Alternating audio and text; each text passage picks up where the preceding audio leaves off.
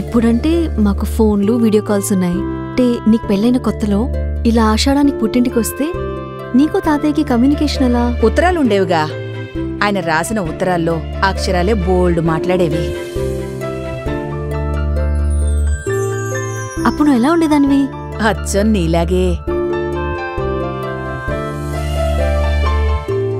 వీటన్నిట్లో నీకు నచ్చిన లెటర్ ఏది? ఆయన మొట్టమొదట రాసింది. ఆ ఉత్తరం కోసం నేను చూసిన ఎదురుచూపులు. ఆయనకు ఉత్తరం రాయడం ఇష్టం లేదంటావా? ఒకవేళ ఏమన్నా పనిలో ఉన్నారేమో.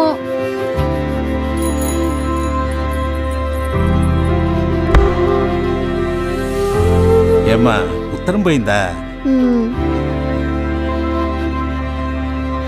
తాతయ్య రాసిన మొదటి ఉత్తరం వెనుక ఇంత కథ ఉందా? ఇప్పుడంటే రోజులు మారిపోయాయే. ఉత్తరాలు రాసే ఓపిక లేదు, చదివే ఓపిక లేదు. అన్నిటికీ ఫోన్లు వచ్చేసాయిగా, అన్ని దాంట్లోనే. మీ మెసేజుల్లో ఇన్ఫర్మేషన్ తప్ప ఎమోషన్ ఉండదు.